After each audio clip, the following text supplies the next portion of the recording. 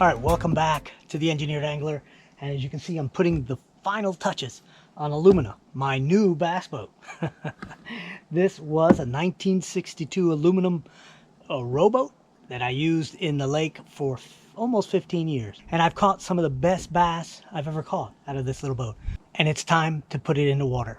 And when we get it in the water, I'll go through everything on the boat, things that I wish I had done, things I wish I hadn't done. I'll even talk about the cost, the added weight, and I'll give you my overall impression on the stability on it now and how fishable it is.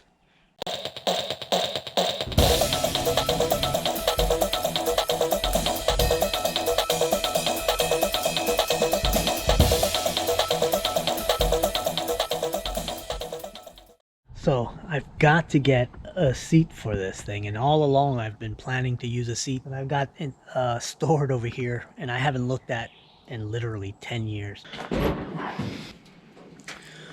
All right, it's in here right there. Let's see what kind of, I even forgot what color it was. I can't believe this is red. Oh, man, this thing is still on there. I can't believe that. It's not horrible. I'll hose this down and maybe spray it with something that'll get the mildew off.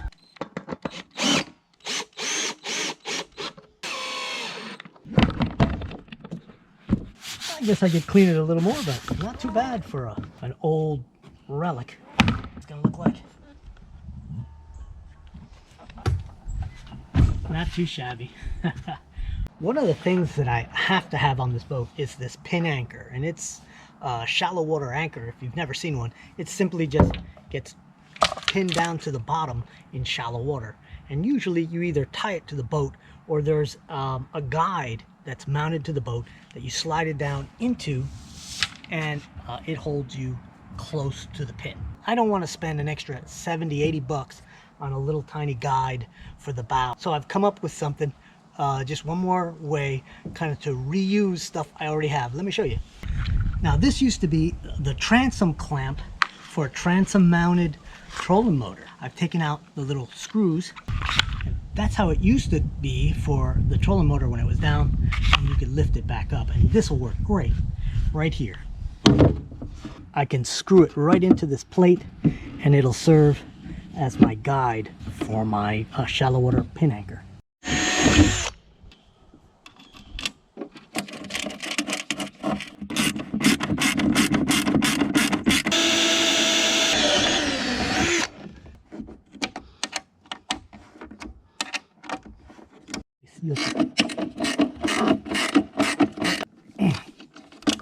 All right, perfect. And you can see that this base arcs around just about perfect to sort of come up against the hull a little bit. All right, I'm happy with that. It looks a bit industrial, but hey, it'll work. I'll pull the boat out and on top of this handcart, and then we'll make our way down to the lake and take the boat, push it out this little bit of a slipway I have here. It's muddy, but that's good. It'll slide along that mud. Look at these baby gators. Oh my God, there's like 15 or 20 of them.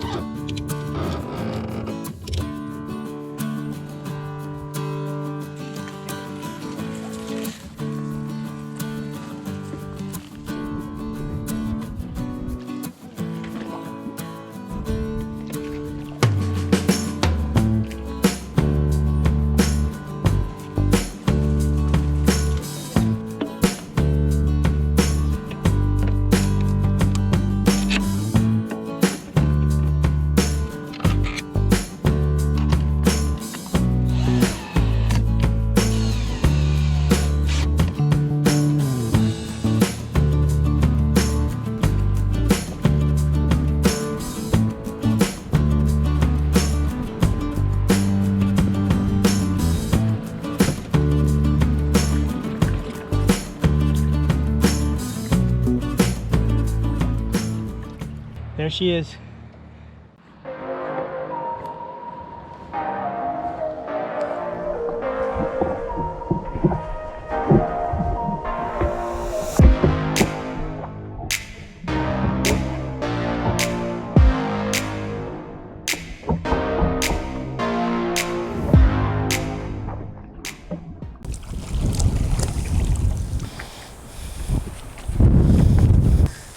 After 10 months and just a lot of work and a lot of design and a lot of kind of worry a little bit, here's Alumina. 10 months ago, we started like this.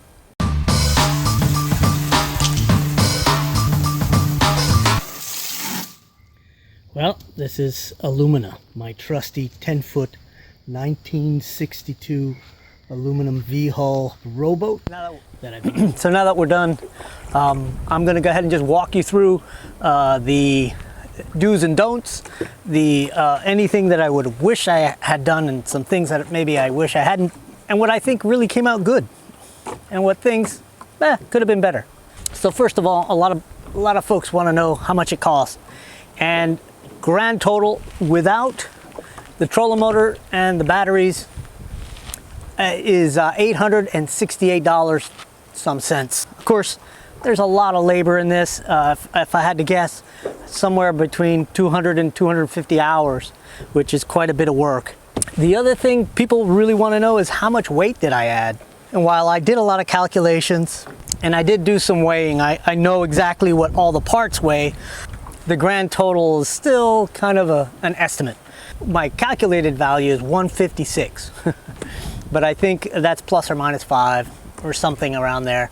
Not too bad, but it did essentially double the weight of the boat. I looked up the weight of this bare bones aluminum boat, and it was about 140 pounds, and more than doubled it. But you can see she's floating right at what you would expect a waterline on a boat like this. She still has plenty of capacity. For those of you who were worried that she wouldn't float, I know some folks just blatantly commented, never gonna float, and I get it. It looked like I was putting a lot on, but for those of you who are watching who know me, you know I don't just do it without calculating. They know that I over calculate just about everything, so I was pretty confident that I wasn't gonna have a problem with flotation. My real worry was stability and just sort of how well she was going to float evenly. I was a little concerned that I was going to have a little too much weight to the bow, but it isn't. It actually is going to float just right with the extra battery, and eventually I'll put a 4-stroke, like 4 horsepower little outboard on that extended transom. But what I discovered is that she's actually a lot more stable than she was when she was just open aluminum. And that's because there's just so much mass. The inertia of the weight, even though it's higher, gives it a more gentle kind of rock, where before it would whip around and you'd have to be really cat-like with your steps. It's really pretty stable. I mean, I feel pretty comfortable out here just getting in and out of it without any real issues, and even all the way to the back, where before if I stood in the back she squatted a lot more because there wasn't any counterweighting. So as far as what I would do differently, I would probably consider using carpet. Be honest with you, this stuff, while it's super comfortable and it does act as an insulator, it was a pain to put down. And I think carpet's a little more forgiving. You can fold it over and the cutting is easier and it's less expensive. So I probably would go with carpet. I was really happy that I reused a lot of the original aluminum that was part of the bunks, or the seats. And I wish I had sort of examined the hull before I really got started. I should have examined it just as I got it clean and worked the hull before I did all this work, because in the end when I went to paint I realized the hull was really badly pitted. And while I did do a little bit of repair, and I'm hoping that the 3 coats of primer and the 3 coats of paint will protect it for at least another 10 years.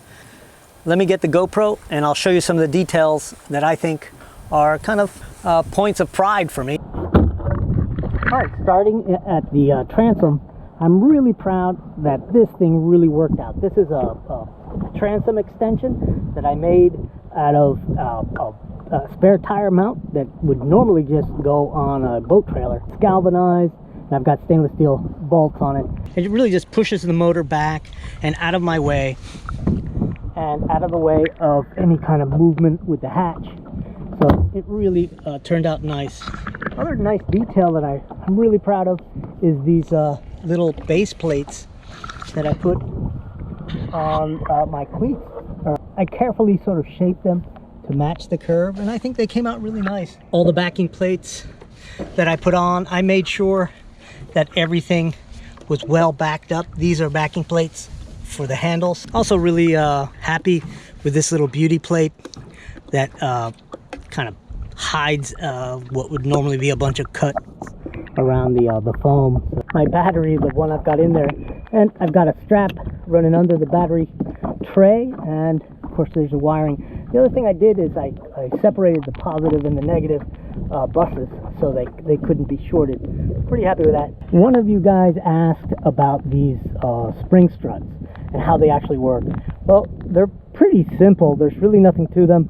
The idea is that they won't compress, and so they won't allow it to close, and if you get pushed, it just stretches. So that there's very little chance the screws will pull out or it'll break. The one thing you got to watch out for is that you've got to have space in on the edge of your hatch for it to close. I'll show you one that barely makes it.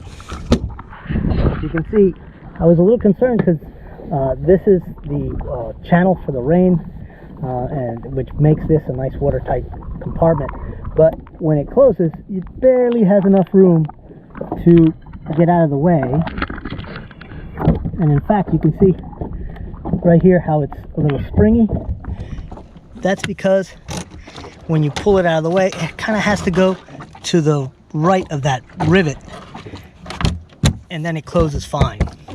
So you have to think about it. Oh, here's my my arrangement for soft plastics. I cut a little rail of aluminum and put these little clips in here, and you just pull them off and then clip them onto whatever bag you want. And I still have room to put maybe a shallow box at the bottom. So I'm not sure it's ideal, but for now it'll work. All right, here's the little equipment locker that has the pump for my live well, and this can serve as a bait well, a live well, and or a cooler, because it's really well insulated.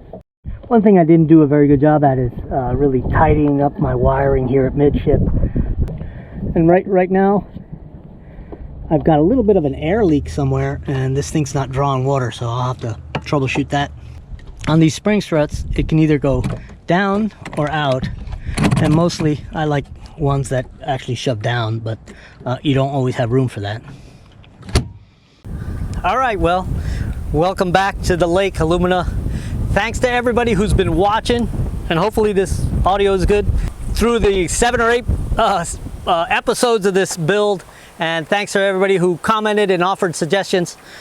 And if you haven't subscribed, it's a good time to subscribe. And so, since it's a bass boat, we're gonna christen it with a little beer. Just a little bit. All right. Cheers. And next week, we're getting back to lure building. So keep an eye out for a good lure build on the next one.